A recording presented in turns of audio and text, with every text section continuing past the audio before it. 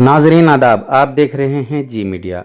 गुलबर्गा के फिल्टरबेड इलाके में शरपसंद अनासिर की जानिब से बाबू जगजीवन राम की तस्वीर की बेहुरमती किए जाने का मामला सामने आया है, जिस पर समाज के अफराद में शदीद नाराज़गी पाई जा रही है।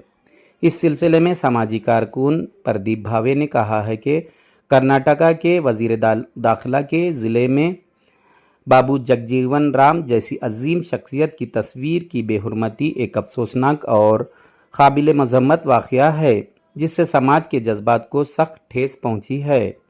इन्होंने बताया कि इस मामले में चौक पुलिस स्टेशन में FIR दर्ज कर ली गई है।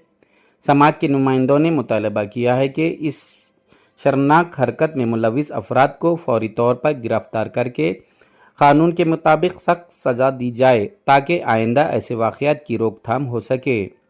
इन्होंने खबरदार किया कि अगर पुलिस और इंतज़ामिया ने मुलज़िमान के ख़िलाफ़ फौरी तौर पर और मौसर कार्रवाई नहीं की तो समाज की जानिब से बड़े पैमाने पर एहतजाजी मुजाहरे मुनज़्ज़म किए जाएंगे। देखिए जी मीडिया की एक रिपोर्ट। मज़ीद अपडेट हासिल करने के लिए हमारे चैनल जी मीडिया को सब्सक्राइब करें, वीडियो को लाइक और शेयर करें। मैं मोहम्मद इरशाद, जी मीडिया, गुलबर्गा। ನಮಸ್ಕಾರ. ನನ್ನ ಹೆಸರು ಪ್ರದೀಪ್ ಭಾವೆ ಅಂತ. ಇಂದು ನಮ್ಮ ಕರ್ನಾಟಕದ ಗೃಹ ಮಂತ್ರಿಗಳು ಅಂದರೆ ಹೋಮ್ ಮಿನಿಸ್ಟರ್ ಅವರ ತವರೂರು ಕಲಬುರಗಿಯಲ್ಲಿ ಇವತ್ತಿನ ದಿವಸ ಒಂದು ಘಟನೆ ನಡೆದಿದೆ.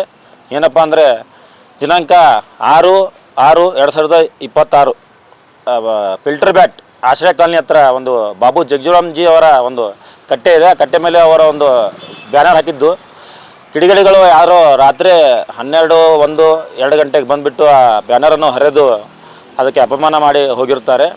ಆದ ಕಾರಣ ಇವತ್ತಿನ ದಿವಸ ನಾವು ಎಲ್ಲ ಸಮಾಜದ ಮುಖಂಡರು ಸೇರಿಕೊಂಡು ಅಲ್ಲಿ ಒಂದು ಪ್ರತಿಭಟನೆ ಮಾಡಿ ಚೌಕ್ ಪೊಲೀಸ್ ಠಾಣೆಗೆ ಹೋಗಿ ಒಂದು FIR ಅನ್ನು ಮಾಡಿಸಿದ್ದೇವೆ. FIR number 105/2026. ನಮ್ಮ ಚೌಕ್ ಪೊಲೀಸ್ ಠಾಣೆಯ ಸರ್ಕಲ್ ಇನ್ಸ್ಪೆಕ್ಟರ್ ಆದ ಸುಶೀಲ್ ಕುಮಾರ್ ಸರ್ ಅವರು ನಮಗೆ ಆಶ್ವಾಸನೆ ಕೊಟ್ಟಿದ್ದಾರೆ. ಏನಪ್ಪ ಅಂದರೆ ಒಂದು 2-3 ದಿವಸದಲ್ಲಿ ಆ ಕಿಡಿಗೇಡಿಗಳನ್ನು ನಾವು ಬಂಧನ ಮಾಡ್ತೀವಿ ಅಂತೇಳಿ. ಒಂದು 2-3 ದಿವಸದಲ್ಲಿ ಅವರು ಸಿಗಲಿಲ್ಲ ಅಂದರೆ ಒಂದು ವಾರದಲ್ಲಿ ನಾವು ನಮ್ಮ ಸಮಾಜ ಕಡೆಯಿಂದ ಒಂದು ಬೃಹತ್ತಾದ ಪ್ರತಿಭಟನೆಯನ್ನು ಇಟ್ಕೋಬೇಕಂತೇಳಿ ಡಿಸೈಡ್ ಮಾಡಿದ್ದೀವಿ. ಸೊ ಈ ಖಂಡನೆಯನ್ನು ನಾವು ಖಂಡಿಸ್ತೀವಿ. ಧನ್ಯವಾದಗಳು.